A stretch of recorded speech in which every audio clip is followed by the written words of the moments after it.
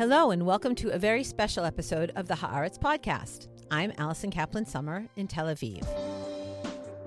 My guest on the podcast today is a different kind of Israeli newsmaker.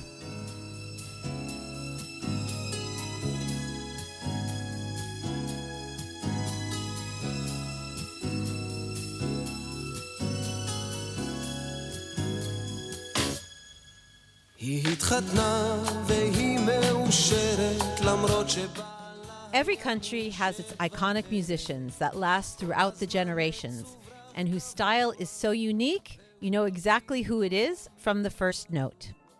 For Israelis, singer and songwriter and premier guitarist David Broza is one of those voices. His music crosses cultures and genres. In his youth, Broza moved back to Israel after he was living in Spain in the 1970s, bringing the Spanish guitar to the Israeli music scene, mingling it with contemporary rock and folk music and adding Hebrew lyrics, creating songs that were instant classics.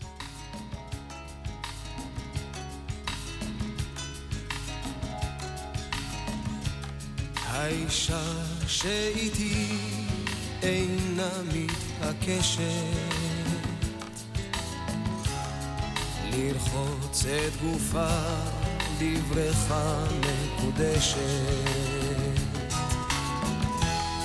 היא לא From the beginning, Broza's work reflected a dedication to peace and social justice. That has been a through line in his work throughout the years, from his first hit, the sad but optimistic peace anthem, Yeh Tov, the song that he is most identified with.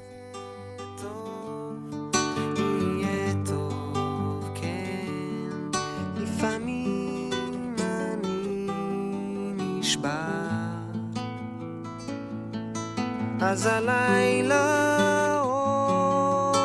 הלילה, איתך אני נשאר. He has collaborated widely with top artists, including Paul Simon, Sting, Van Morrison, and Bob Dylan. But his most meaningful collaboration, perhaps, was the album East Jerusalem, West Jerusalem, in which he joined and created music with Palestinian artists. That album was turned into a documentary and bought by Netflix. Broza has been based in the New York area for the past 16 years, with frequent visits to his homeland, including during wartime, where he has become famous for grabbing his guitar and lifting spirits in bomb shelters. Lately, he has been in Israel a great deal in a series of concerts called The 16th Sheep, Hakeves HaShisha, which is a reunion concert series of a beloved iconic children's anthology released in 1978. לא נשמעים תמיד אותו הדבר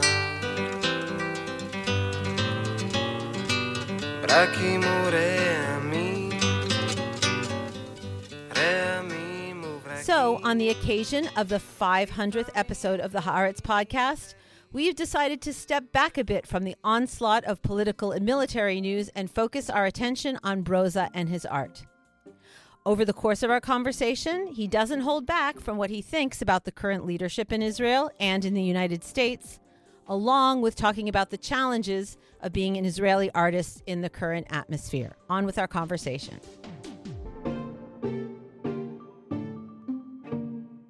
David Broza, welcome to the podcast. It's an honor to have you here. Wow, it's been a while. We've been trying to get together, so I'm really happy to be here, Allison. David, this podcast is first and foremost a news podcast, giving the world kind of a window of what's happening in Israel Old twice news a week. like me?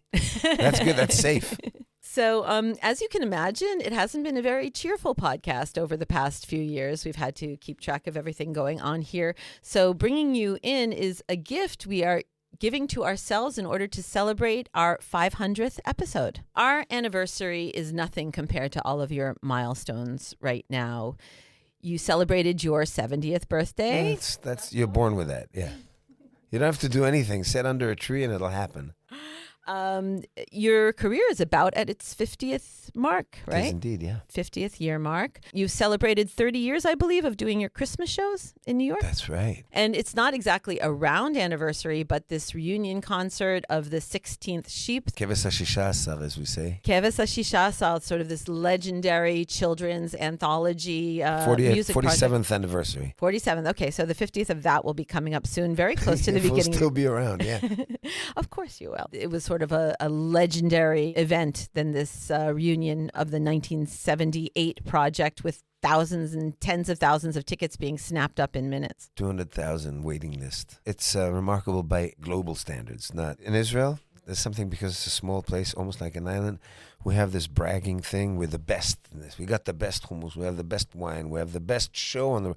So yeah, Keves HaShishasar, I think today would be rated, if somebody could rate, one of the top, probably in the top 100 shows in the world, as far as the beauty of it, the musicality of it, the freshness of it, even though the people operating and performing the front of the stage are all in their 70s. But it's so brilliant. And I don't know if it'll make it out of Israel, but right now it's doing beautifully, just really beautiful. Overall, we were talking about all these milestones and anniversary. Are you a nostalgic guy looking back at all of that, or do you just look ahead? What's next? What's my next project? I look at the now and hopefully tomorrow. I'm very pragmatic about my time. I don't take into account what the outcome will be of what I do.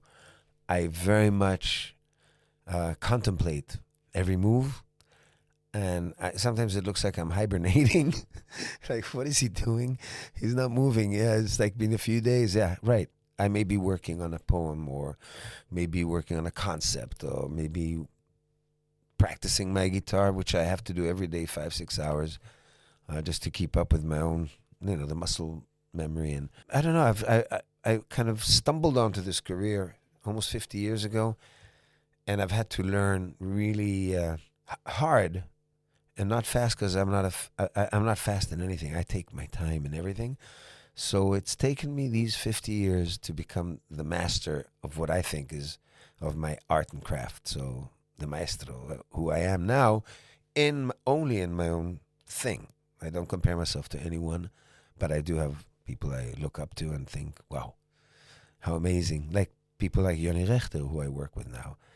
I cannot fathom even what it would be to be in his head and to be with his ability. However, maybe he's looking at me and thinking, what the hell's going on with this guy? He's so wild on stage and playing away. But we all work very seriously at our craft, and we develop our art. You jump so much from genre to genre, but I think one thing that's consistent about you is the fact that you're such a collaborator, that you get inspiration from different forms. Your last album was a jazz album, and you're not a jazz musician, right? That's correct. I am a fan of jazz. It's the first music I ever heard as a child was jazz. Was Dizzy Gillespie and Miles Davis and John Coltrane. These were the bebop masters who I would hear in the house or in my aunt's house, who was a wonderful artist. Her name was Ilona Aaron, and she was a painter, a dancer before, but a painter. And she always had jazz on. And whenever I'd go see her paint, I was a child, 6, 7, 8 years old, because they lived next door to us. And this is what I took in like a sponge. And only when I was a lot older, really a lot older, I'm talking about 13, 14, 15, did I finally get to rock and roll. And I got to start playing guitar and understand other music, or music altogether, because I wasn't inclined into the music world or to it. Ilona Aaron was part of your mother's family? She was my mother's sister. My mother was Sharona, and she was, iconic. She was the first Israeli singer with a guitar and sang all these beautiful songs recorded in London and at Abbey Road, and her albums were all over the world with the first Israeli folk songs. Erev Shel Shoshanim, Hora Neurim, all kinds of songs that were given to her, and her voice made them, carry across the world, and she toured with these songs. And it's a very special family, because your grandfather was one of the founders of Neve Shalom, the Jewish Arab village of understanding. So that must have really infused your spirit. I mean, you're identified with reaching out, with understanding, with peace efforts. So it must have come from a very young age. Very young age. And Wellesley Aaron, who was known as Major Aaron because he was the founder also of the Jewish Brigade in the British Army, World War II. Wellesley is such a waspy British name. He was a son of a Christian family. His father was Jewish. The first mother was non-Jewish and had 5 siblings, all Christian. And then she died, and a Jewish mother came in and gave birth to Wellesley, and they gave him this great Duke of Wellington name, Wellesley. But yeah, so he found his way to the dream of Zionism through a lecture by Chaim Weizmann in Cambridge. He went to Jesus College, believe it or not. Chariots of Fire is about him and Harold Abrams and him and the team. He's founder of Habonim movement, then immigrated to Palestine, and he's a man who was there and saw it all and was part of the creation of what eventually became Israel. Do you feel that inspired you or influenced you? Beyond that, because my mother's family, from my grandmother's side, his wife, Rose, they were founders of Rehovot and Dgania, the first kibbutz, and turns out they've been around, that family's been around in Palestine, the Holy Land, however they called it in those days, under the Turkish Empire, the Ottoman Empire, since 1860s. So I feel, for some reason, since I'm the cosmopolitical person who's of all languages, all cultures, traveling always around the world, but my roots are very deep here and very committed to the place, trying to defy Lawrence of Arabia's theory that no Westerner can understand or have any way of governing or ruling himself in the Middle East. And I think eventually we will become Middle Easterners, like it or not. We've been here 80 years. In another 80 years, we won't even recognize. You won't know who you were. Nobody will know. We will be different people as the place turns you. Like, there's some places that you can't change. So is that your basic mission as an artist, making people understand or bringing them together? Like what, underlies your music if you feel like you have a mission? Maybe that's to... My mission is just to exist as an artist and to be very much aware of where I come from, and not just leave it behind and shun away from it or shy away from it. There is no rationale to being Israeli. There's an extreme thought that has to be taken into account. There is no person who's lived here, who grew up here, who has not been affected one way or another by the environment of this place. Before we go into the Israeli-Palestinian issue, we do have the issue of establishing the country, fighting the wars we had to fight, being led by leaders who take us into war, and parents sending their kids to war, then not recognizing them when they come back, and everybody has to live with this post-trauma. There's a scarred souls walking around the world, and in Israel we have 10 million of them, regardless of whether they're Arab or Jewish. Where you've lived for the past 16 years in the New York area, and in all of your travels in Europe, and particularly Spain, which you're affiliated with, that kind of nuance, that kind of place and perspective on Israel in recent years, and correct me if I'm wrong, because you're the one who's been traveling around and talking to people, it feels to me that ability to make people understand that place has been lost, that things seem to be more and more black and white, that everything Israel does and has done is pure good and justified, or, Israel is the personification of evil and Zionism has become equated with some terrible words. You come from the media, Allison. I don't. I either listen or shy away from it. I embrace the moods and the tendencies. I don't disregard what's going on. I don't disregard the ultra-right-wing government we have here or the crazy government in America. I don't disregard the government in Spain that has a big mouth. Politicians come and go. Even Churchill is remembered only for a few sayings, but if you really dissect and study his tenure, it was a disaster in England. So there was nobody's a genius, nobody's perfect. Julius Caesar wasn't, and Alexander the Great wasn't, and he was too young to even be able to judge him.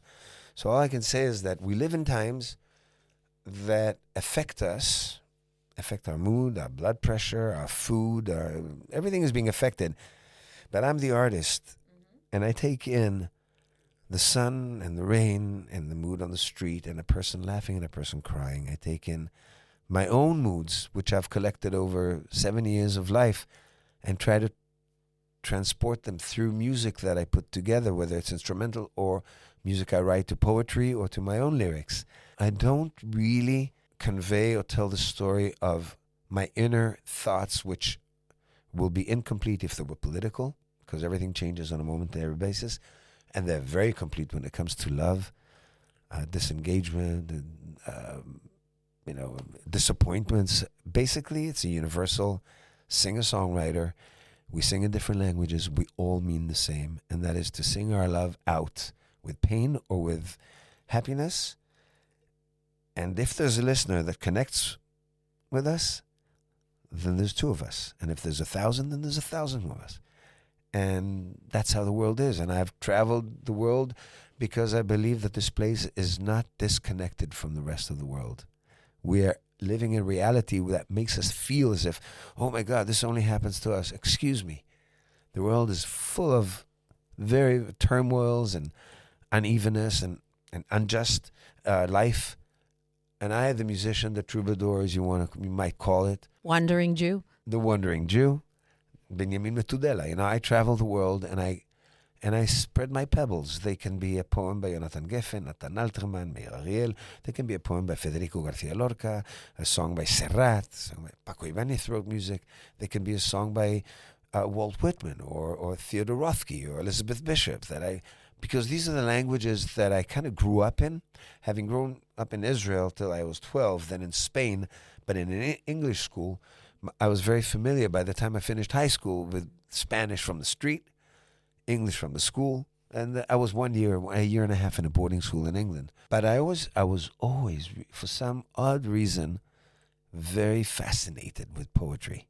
From a young age, I would say teenage, I was reading the original Spanish, I was reading the English, and I was reading the Hebrew. And this is Spain in the Franco era, so the poetry, I guess, was kind of a form, not of resistance, but an escape, yeah. Certainly some of it. And some of the singers that for example, when I sing the song La Mujer que Yo Quiero, Aisha Sheiti, which was my biggest hit album, right? Which includes not just Aisha Sheiti, includes many other songs. About 40 years ago. 43 years ago by now. The poets who wrote, the singer-songwriters who wrote the poems or the lyrics were anti-Franco all the way. They were never part of the system. They were, for example, Serrat sang Antonio Machado. Antonio Machado was a Republican versus the Franco's Falange. So he was left, right? And he ended up escaping Spain, dying on the way while climbing the Pyrenees to escape. And he had famous songs that we used on a political resonance. And then Miguel Hernandez, who died in jail. And there's many instances that you could say. I did learn one thing while those years between the age of 12 and 18, as I was entering my 15, 16 years, forming my own ideas and becoming more of an anarchist because I would not agree with anybody, and being out on the streets with Spanish protesters against Franco, I learned the importance of social movements, which guides me till today. You were an anarchist who then returned to Israel because of the Yom Kippur War. That's correct. Which was not a very anarchistic thing to do. No, but that has something to do with the scar that we have in us. We are committed. I come from this household, as we said. Even on my father's side, they arrived here in 1934 from England, although they were German and Dutch, and opened the Anglo-Palestine Bank, which became Bank Leumi, and they've always been really active parts of the growing of this country and the formation of the society. So the house was always full of politics, always full of arguments. There was left and right. There was arguments. There was slamming of doors, never talking to him again. That's my brother, not me, but my father's side. And I always realized, but those years in Spain kind of put a stamp on my commitment. And this led me to my great respect to Jonathan Geffen, may he rest in peace, who picked me out of nowhere because I was not planning. I was going to go to RISD, Rhode Island School of Design. That was my dream. Graphic art. I was always painting. I wanted to be a graphic artist or a painter or whatever, which I couldn't afford. Nobody afforded me anyway.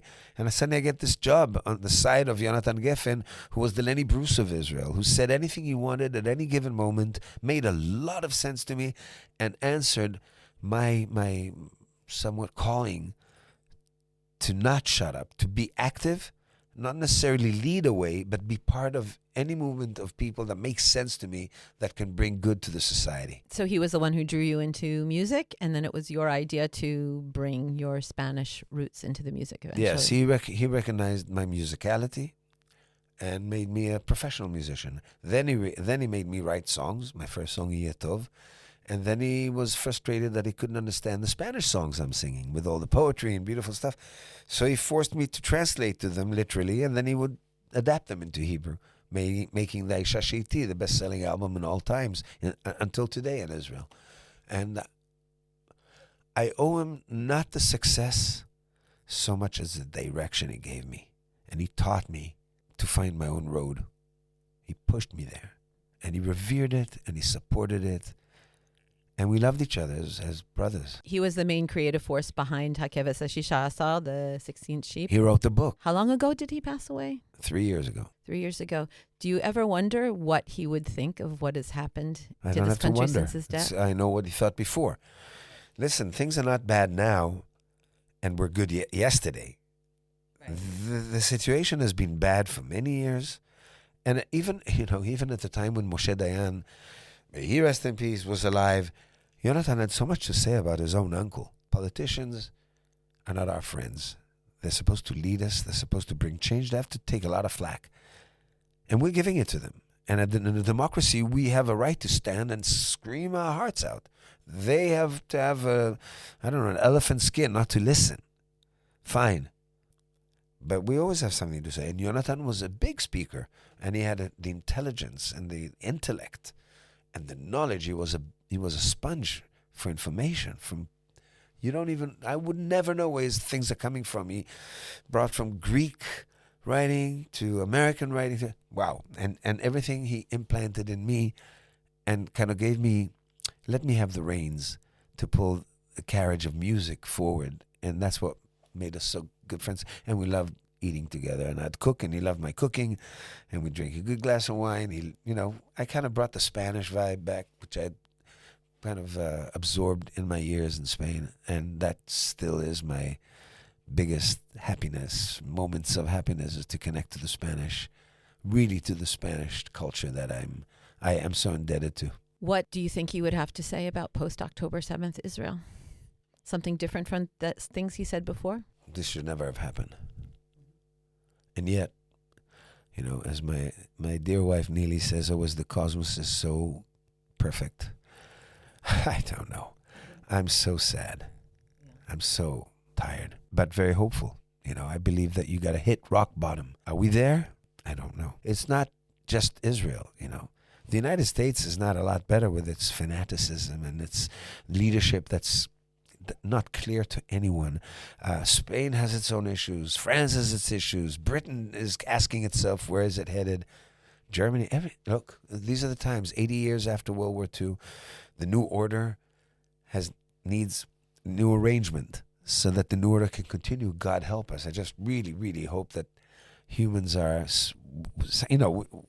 we cannot make the change. We're part of a mechanism of humanity. I hope this will be over sooner than later, and that the world is going to rewrite the new rules for itself.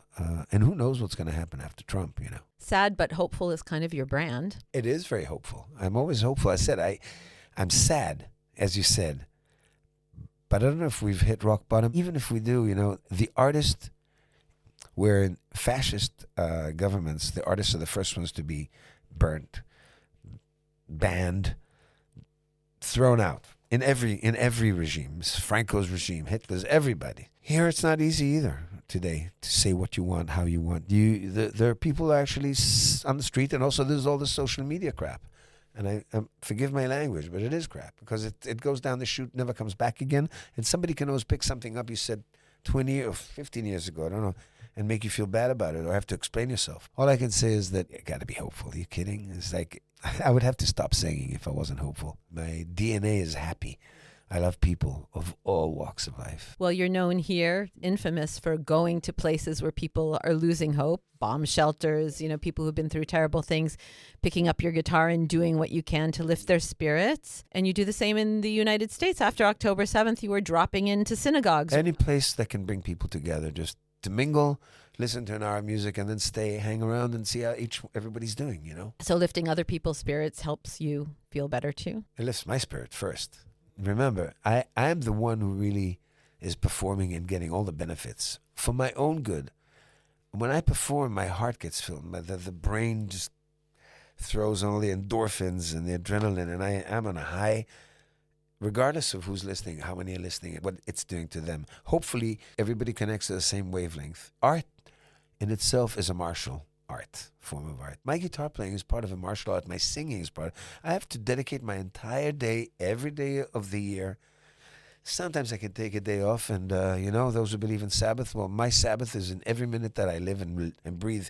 So I just have to keep practicing that hopeful feeling and rewriting music and writing new music and keep performing as I actually do, So, as I said before, you're a big collaborator, and we were talking about hope, and that kind of peaked in 2014 with your East Jerusalem, West Jerusalem album, where you recorded in East Jerusalem, and it became a film, which Netflix bought. Yeah, it was very, very surprising how well it did, and from a small story of how I work with Palestinian musicians and basically made my place of creativity in East Jerusalem. It's fabulous. And you collaborated with artists like Wyclef Jean and Wyclef Jean, Steve Earle. I'd love to collaborate. So that's what I wanted to ask you about in terms of the atmosphere right now, because it's more and more less of reaching out, aspiring to peace and understanding through art. And it's much more a trend in the artistic community of boycotts, of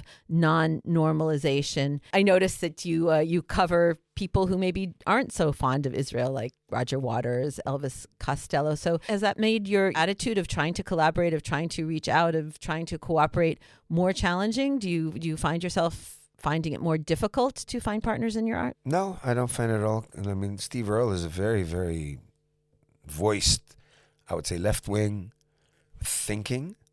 And when he came to work with me in East Jerusalem, he wasn't the first on my list only because I knew you would say no. And all I offered him is to come and be the producer of the album, so I don't have to be the producer. So I have an American, a middleman who's not Palestinian or Israeli, and out of the picture completely, not even Jewish. Just a knowledgeable intellectual, and immediately said yes. And I said, wait, I don't even know if I can afford you. He says, I don't mind about the money. I'm coming. He came, and his whole mind changed. He suddenly was exposed to the Palestinians and exposed to the Israelis and to the coming together.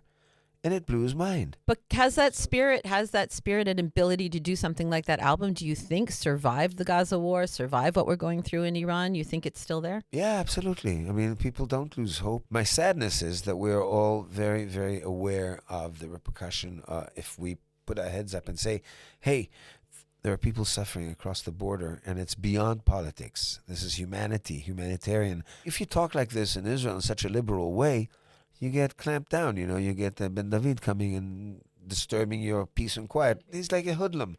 And it's okay. You've got all kinds of hoodlums moving around. Maybe they get their point. Maybe they don't get their point. Fact is, we all keep moving forward. There's an organization, a global organization working on rebuilding Gaza, and there's hopefully the world is out there to try and stop the Iran, Hamas support and Hezbollah support, and God knows where else they have their pockets of miserable people. They call themselves Islamists, but they're not Islamists.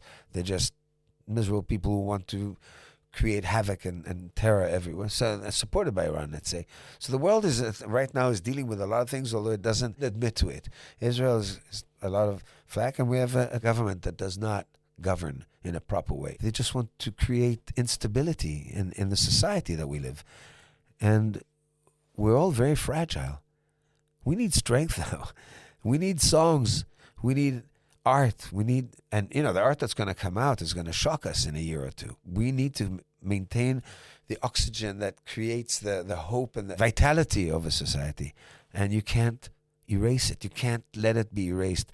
For younger people, though, this Israel and this government, what it is, that is Israel. So that's why I keep asking you, or I, wonder, the liberal Zionist Habonim Neve Shalom space just seems to be shrinking and shrinking. Okay, but the core is going to stay there. It's never going to disappear. It's like you look at the desert after one rain. It hadn't rained in 10 years. Wow, all the colors that come up. It doesn't disappear. The people who have laid the foundations for all these wonderful projects in Israel. If you take Israel as an experimental place of building a new society, a new country, things that nobody's ever seen a country being built from nothing. And with all the problems that there are, some of the most successful and surprisingly wonderful professionals in this country come from the Arab villages, Arab towns. Yeah. Brilliant lawyers, brilliant pharmacists, brilliant doctors, brilliant. Some are not, but some are. It's slowly coming. That took 80 years. Imagine what's going to happen in another 80 years. Why do you think I'm hopeful? I don't think you can take humanity out of the humans. There are spells of cruelty and violence, and it's all about power. But humanity is really the most beautiful thing that we can aspire for. The human nature, the human connection. When an artist gets dropped in a room and he has a song to sing, that's when the momentary change comes. And that's where you find the humanity, the amalgam of a society. And it's there. There's no bigger anthem for that than the song that you wrote so early in your career, Yeh Tov. I think about many Israeli artists now, because of the atmosphere in the country, shy away as far as they can from appearing to be an activist or, making any kind of political statement. And that song, in which you talk about all of the issues and problems of the country at that time. In 1977. In 1977, some Nothing's of which changed. Could have been written yesterday. And you end with a call for the end to the occupation. Basically, I keep wondering, would any Israeli artist dare to write and, produce a song like that today? And would it get played on the radio? Yes, it will. And let me say to you one thing. There's a secret. It's my way of life. I am so adamantly anti-boycott that you can't even believe it. The BDS, that's such a scam. It's such a lie. It's funded. It's bullshit. The damage that, I'm so sorry, but the damage that the Palestinians are having as a result of what's going on in the world with free Palestine, so much damage. They're not getting any help from the Egyptians. They're not getting help from the Saudis. They're not getting any help from anybody. They're getting marches on the streets. Okay, free Palestine. What have you done to help them? We've got to find a real way. Nobody's got the guts for it. But the boycott will put an end to any hope for future collaboration. If we stop talking to each other, if we do not communicate with each other, we will never step over the threshold. I worked for almost 4 years in the refugee camp Shu'afat. It's a very violent neighborhood, which was taken in by the Begin, they're taking over all of East Jerusalem, and they're Israeli subjects. They have nothing. No ambulance, no policing, no garbage, nothing. And it was meant for 5,000 people. There's close to 100,000 people living behind those walls. Nothing. I go there to work with 5 to 15-year-olds, teaching them how to do some music so they don't walk around the streets throwing stones on soldiers, getting locked up and coming out at the age of 15, being completely mind changed. And worked for several years. And I remember the BDS coming to check it out from Ramallah. And they were so thrilled with it. And they said, we want you part of it. Do you help us run it? I said, no, I'm Israeli. You don't want me. If you do, you have to change your charter. Because if it's absolutely boycotting Israel, I am Israeli, born, living, and I will die Israeli. Forget the Zionist thing. I'm Israeli. I'm the result of the Zionist movement. But I'm Israeli. You have to deal with that. So I'm anti-boycott. And for that very, very reason, I work with settlers, and I play in the settlements, and I work with left-wingers, and I work with everybody. Why? Because there's always an ear listening, and what the ear hears and what the eyes see, you can never erase again. It becomes part of your DNA. And so, will it bring a change as fast as you want? Will it bring any change? We don't know. But if there are 100 people in the room and one came on your wavelength, that one maybe 30 days later, a year later, 2 years later, might open his mouth and say, wait a minute, I have an idea.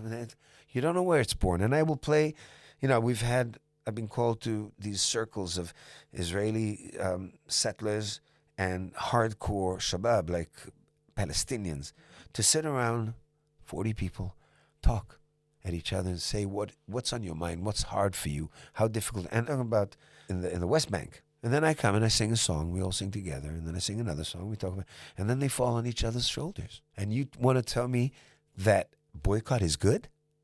Shame on you. You know, they boycotted SodaStream. 3,000 Palestinians lost their jobs.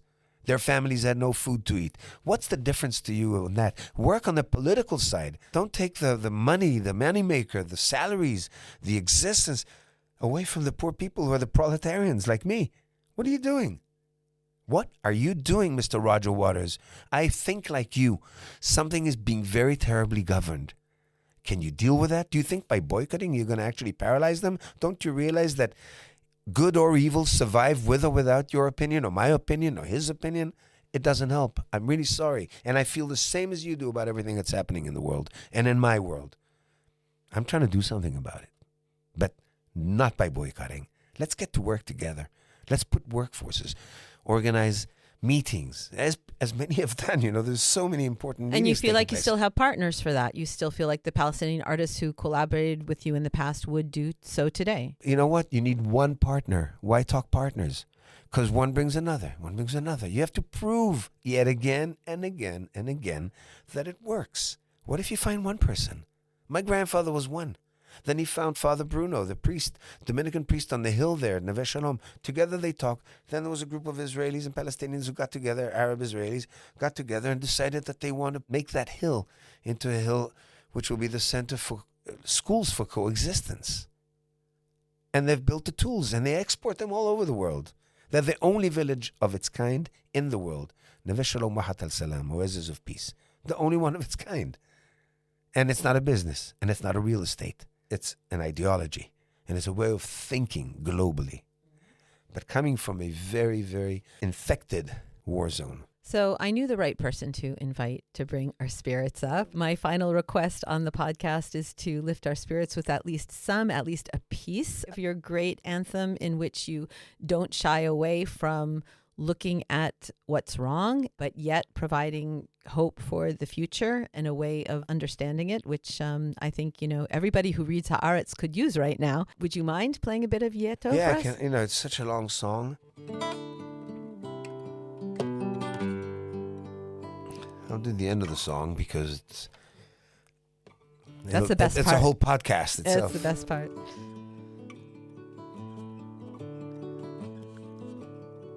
אני מביט מהחלון, לראות אם כל זה אמיתי. מביט מהחלון, וממלמל את תפילתי.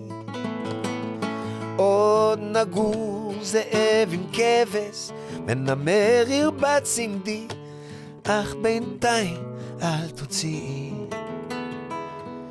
את ידך מכף ידי, כי יהיה טוב, כן, לפעמים אני נשבר, אז הלילה, הלילה, איתך אני נשאר. אני מביט מהחלון, אולי מגיע יום חדש.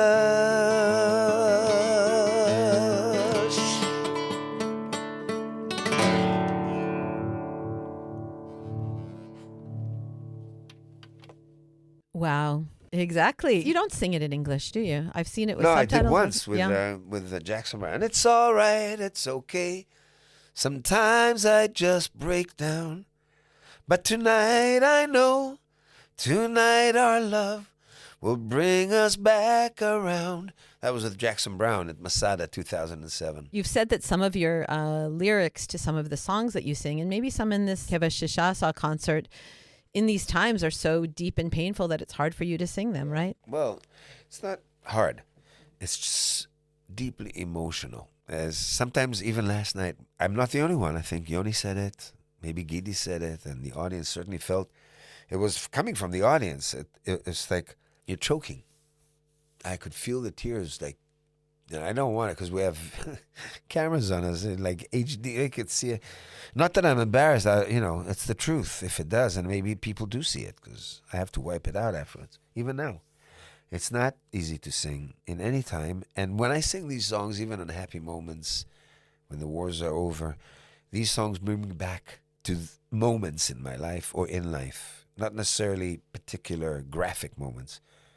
Just moments. That's the most beautiful about songs. And you know, when Paul Simon sings Bridge Over Troubled Waters, it's, you know, Bobby Kennedy. It's these are moments you can't erase. And you don't necessarily go to the moment. It just reflects so much, again, of what I call humanity, the inner feelings. This war will be over. The politics will go to another direction. There's a lot of things that I could say that are a reason for the war. Many of them are fanaticism, some religious ideology, but there's much bigger things behind. And those have to be resolved amongst the countries, not just the politicians. And what gives you hope that they will be resolved? There is no choice. It just can't go on forever. It changes, and then you get an 80-year change suddenly, a new order, you call it. I believe in that. Vatishkot Haaretz 40 shana. It even said so in the Bible. And the land quietened for 40 years. Well, here's hoping that those quiet, peaceful, glorious times come sooner rather than later, hopefully in our lifetime. It's coming. I can't think of a better, more optimistic note to end the podcast on that. David Broza, really, thank you so much for coming, spending your time here, and sharing your music with us. Thank you, Allison.